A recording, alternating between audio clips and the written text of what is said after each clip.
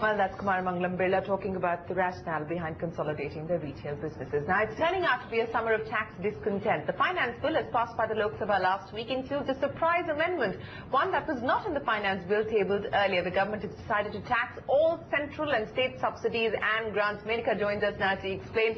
Menka, so another sneaky one there from the taxman. Well, it does look like that, and very simply put, it's the definition of income that has been amended to include any subsidy, grant, waiver, cash incentive, or any such similar assistance. Now, this has been a vexed issue for a long time, whether to tax subsidies or not. There have been judgments that determine whether a subsidy is a revenue or capital receipt, on the basis of that, whether it ought to be taxed or not. For instance, a sales tax subsidy to encourage, let's say, new capital investment is a capital receipt and not liable to tax, whereas revenue subsidies are liable to tax. Now, with this amendment, it brings both capital and revenue subsidies to tax. And you'd say it's counterintuitive. A subsidy is an incentive at the end of the day, reduces its full benefit, doesn't it? What you are now saying is that on the one hand, the government is giving you 100 and is taking away 35 by way of taxes.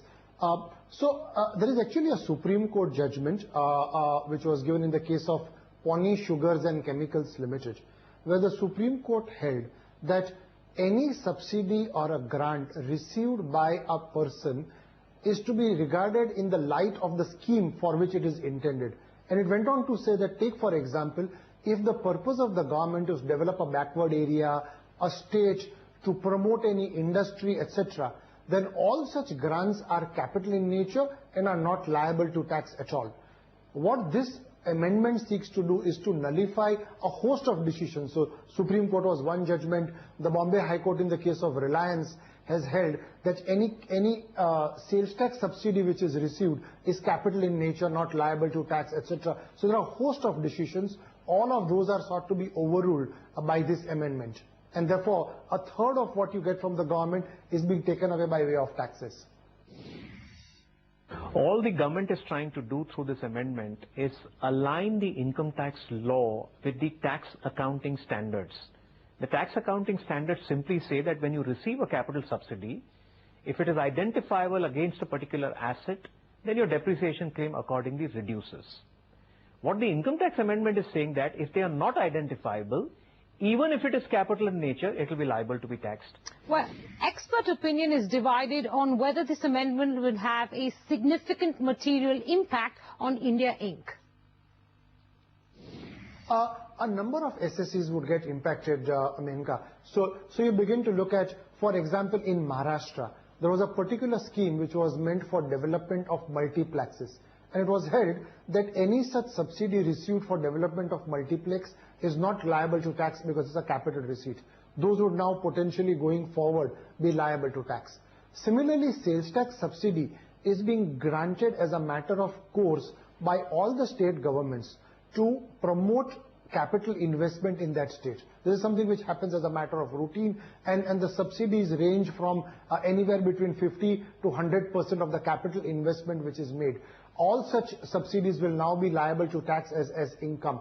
And this entire program for Make in India, that the government is giving a thrust to, which really requires industrialization, which requires deep-rooted investment, will now be impacted as a result of this amendment. If you look at it as a rationalization measure, the answer is no, because it more or less aligns with the definition under the tax accounting standards. So I think that's what the government seems to have done, which is aligned. Now, there could be situations in which capital subsidy, which cannot be identified under a particular head of capital asset, those will be liable to be taxed now under the new law. All right, so as you can see, there's divided opinion on really the magnitude of the impact. But besides the fact that, you're taxing an incentive or a subsidy, it's the fact that it was quietly introduced in the finance bill just before it passed. It was introduced without debate. All of this has disturbed tax experts. And Shireen Nayantara, let me bring a comic twist to this story. Sajid was asking me, can this amended definition of income apply to individuals as well? So the hypothetical question is, the LPG benefit that you get, can that benefit also be taxed? So, I finally, out of frustration, called both Dinesh and Mukesh, asking them that question. and both laughed at it, but they were both unable to emphatically say, no, it will not be taxed. So I bet if we call up the tax man right now, Menka, we will probably not have a convincing answer on whether or not we will actually. That's exactly what one of them said to me. They said a creative officer could interpret this to mean that your LPG benefit ought to be taxed as well. Well, look, I know this is an exaggeration. I'm stretching it here. I hope I am. But anyways, I just thought it'd be nice to end a tax story with a funny twist. Well, tax by stealth. We're getting used to it. Thanks, Menka, for joining us with those details. But up next, sugarcane farmers in UP say higher import duty on sugar is a placebo.